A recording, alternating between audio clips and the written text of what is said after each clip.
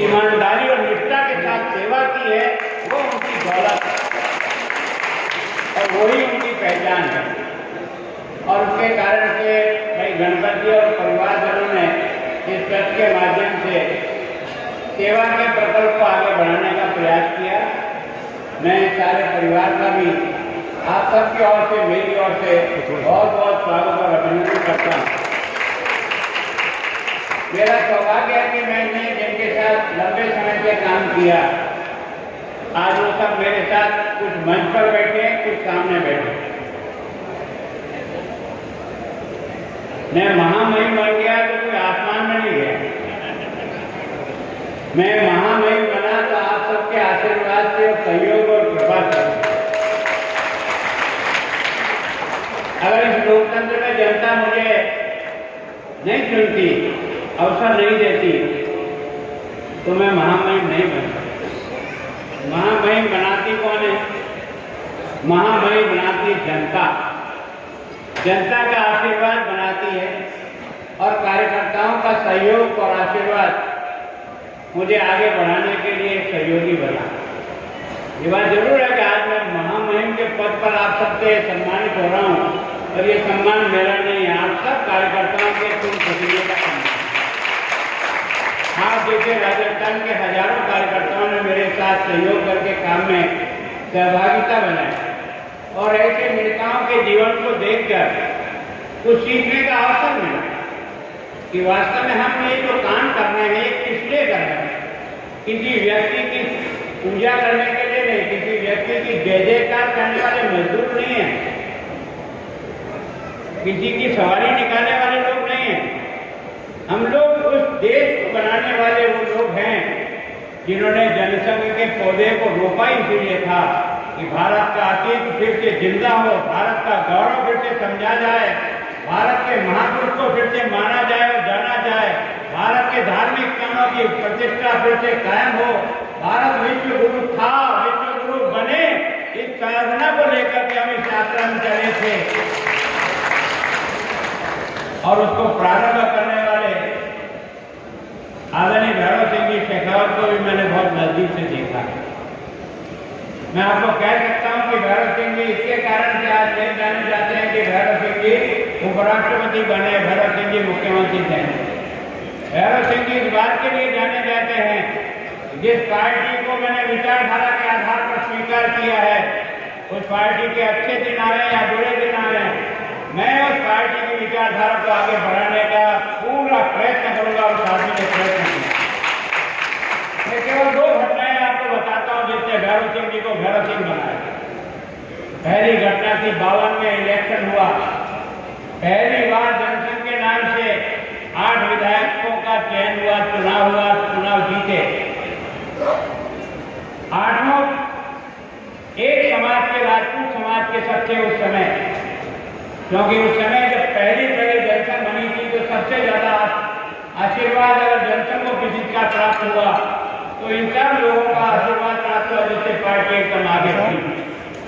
लेकिन जब चुनाव के बाद कांग्रेस ने पहला बिल लाए और वो बिल था भूमि सुधार का।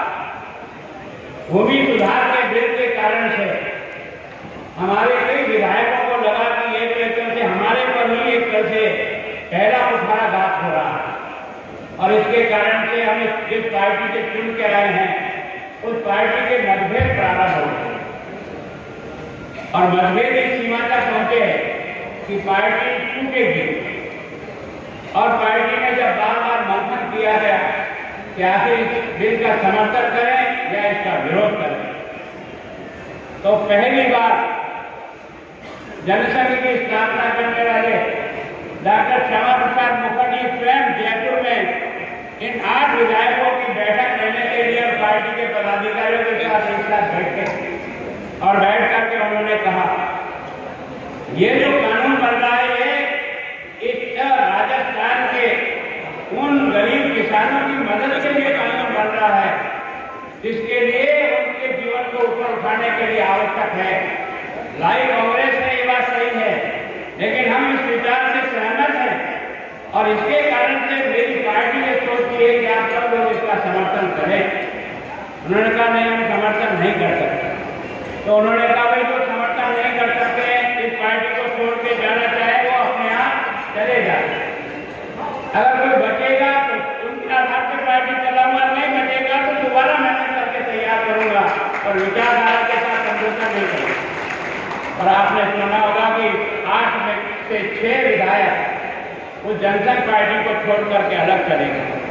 केवल 2 लोग बचे थे, उसमें से एक भैरव सिंह शेखावत बचे थे और एक जगत सिंह झाला बचे थे। ये भैरव सिंह जी के जीवन की पार्टी के मूल्यों की कीमत है या पद की कीमत है, इसकी परीक्षा की घड़ी थी।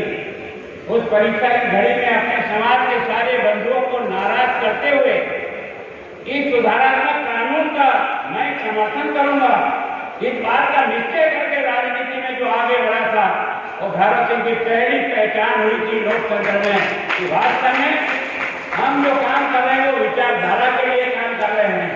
हम किसी व्यक्ति, समाज और समुदाय के लिए नहीं कर रहे हैं। हम देश के भविष्य को बनाने के लिए इस राजनीतिक पार्टी की हमने स्थापना की है।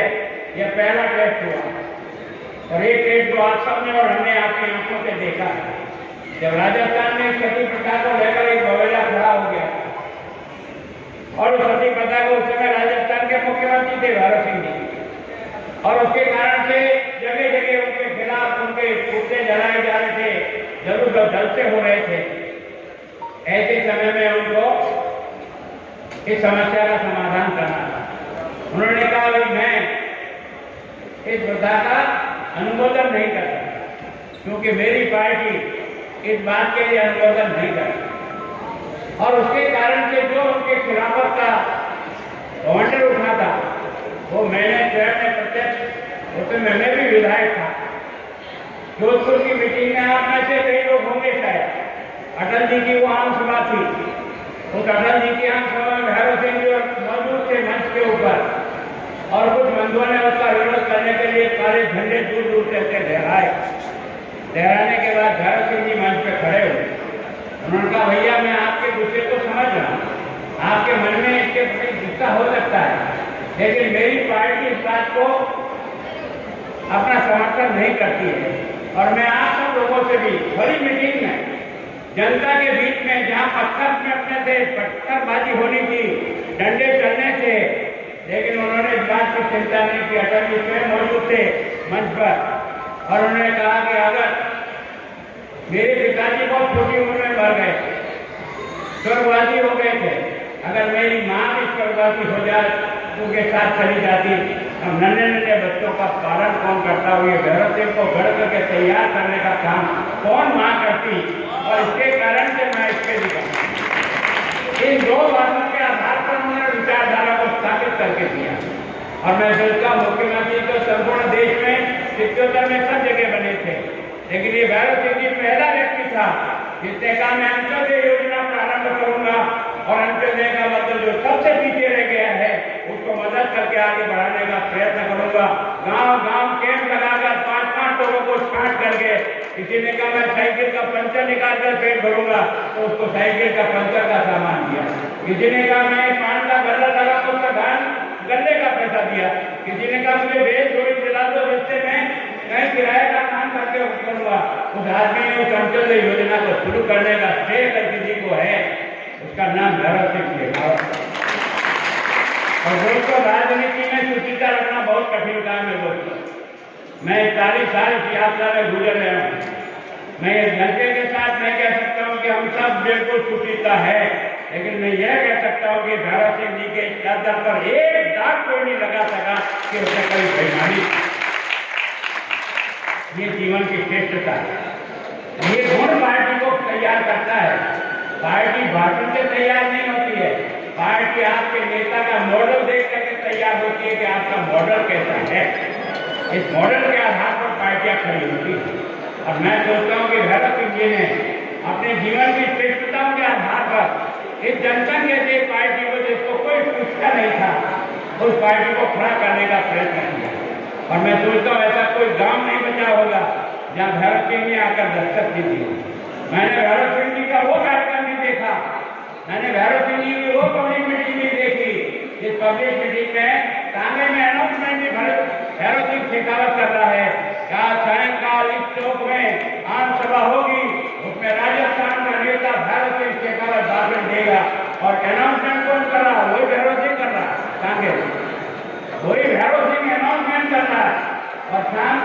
पे खड़ा होता तो एक साफा पहन करके भाषण देने के लिए भैरव सिंह खड़ा हो जाता।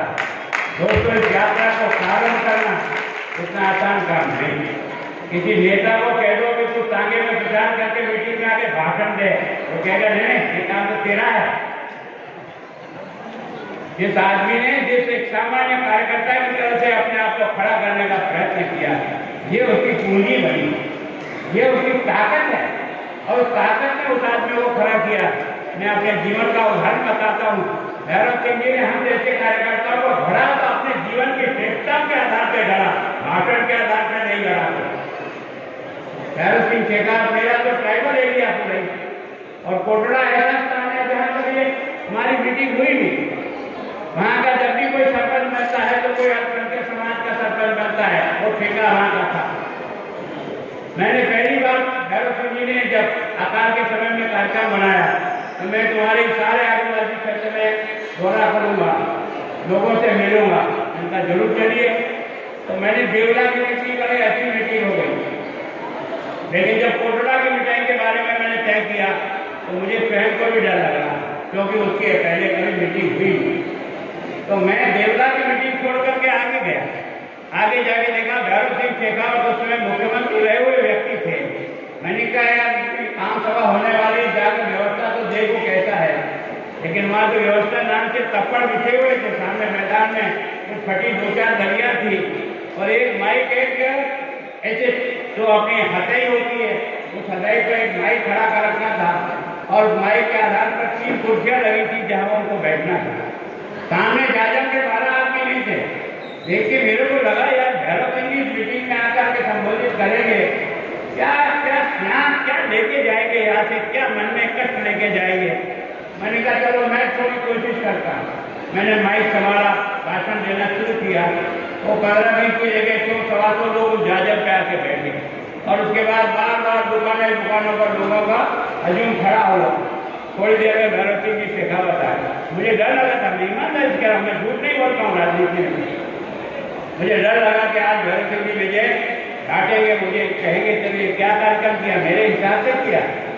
लेकिन भैरव सिंह जी आए और प्रसन्न थे, और प्रसन्न होने के बाद भाषण देने के लिए उसी हथेली पे खड़े हुए, उसी माइक से बोले। और माइक से बोलने के बाद जब मीटिंग खत्म हुई तो 500-700 लोग इकट्ठे हो गए। उन्होंने उतर करके मेरे को फिर ठकराई की शाबाश गुलाब जी, आपने पहली बार इस कोटड़ा की धरती पर अपनी पार्टी की आम सभा कराई है, इसके लिए कार्यकर्ता को बनाने के लिए उसकी पीठ थपथपानी पड़ती है, उसकी गलतियां निकाल कर डांटना नहीं होता है। वो आपकी नौकरी नहीं करता है, आप तनख्वाह नहीं चुकाते, उसका पेट आप नहीं भरते हो, उसका पेट तो अपनी मेहनत से भरता है, वो अपने परिश्रम से भरता है। आपके साथ क्यों लगा? आपके साथ लगा कि देश को निर्माण करने के लिए इस रास्ते का चयन करना आवश्यक है, क्योंकि देश की आजादी के बाद भी हिंदुस्तान दिखाई नहीं देता था। यहाँ राम बोलना अपराध माना जाता था, यहाँ ग का मतलब गणेश जी बनाने के बजाय गधा बनाना शुरू हो गया था। लगातार हमारी संस्कृति का सत्यानाश हो जाएगा। इसको कैसे बचाएंगे, कैसे अपने पूर्वजों को याद करेंगे, कैसे अयोध्या काशी विश्वनाथ बनेगा, और कैसे हमारा मान और सम्मान होगा। इस बात की पीड़ा लेकर के राजनीति में उतरे थे, और उसके कारण से उन्होंने जिस परिश्रम के साथ, जिस ईमानदारी से और सादगी के साथ, मैं सोचता हूँ हमारी पार्टी का बढ़ने का कोई आधार है, हमारी सादगी है। अगर हमारे में सड़क भड़क दिखेगा ना, तो समाज में 80% लोग फटे कपड़े खरीदते हैं। जिनमें चाट है बदलने का अधिकार है क्या? नहीं है। जब तक तो सारे समाज को अगर हम ड्रेस पहनने लायक नहीं बनाता, तब तक मुझे रंग बिरंगे करने का तरीका नहीं। महात्मा गांधी को महात्मा गांधी आपने और समाज ने क्यों स्वीकार किया? केवल एक घटना ने स्वीकार करा दिया सबको। रात्रि को इसी प्रकार से घूमते थे आजादी का जंग में, जिस प्रकार के गांव जाकर रुकते थे। एक दिन एक गांव में रुके थे, उनकी पत्नी उनके साथ थी, और पत्नी के साथ होने में जो महिलाएं आई थी सुनने के लिए, बात करने के लिए, उनके शरीर से बदबू आ रही थी। गांधी जी ने अपनी पत्नी को कहा, तुम इन महिलाओं को कहो तुम्हारे शरीर से बदबू आ रही, तुम नहा के पाया। तब जो बाबा ने उन महिलाओं से सुना, उन्होंने कहा हाँ तुम बात तो बहुत अच्छी कह रही हो, पर पहनने की यही एक ड्रेस है, धोएंगे जब तक किसी लपेट करके किसी छाया में किसी एक कोट में खड़े रहेंगे, जब सूखेगा तो यही कपड़े पहन के आएंगे, इसके कारण से पहन के नहीं आए। यही बात जब जाकर कस्तूरबा ने गांधी जी को कहा, गांधी जी ने उस दिन से प्रण लिया, जब तक हिंदुस्तान के प्रत्येक व्यक्ति के कपड़े नहीं होंगे पहनने के, तब तक मुझे भी कपड़े पहनने का कोई अधिकार नहीं होगा। और वो एक लंगोटी लगा करके जब लपेट करके निकला था, संपूर्ण देश ने उसको हाथों पर तोड़ दिया। जीवन का आदर्श है, जीवन का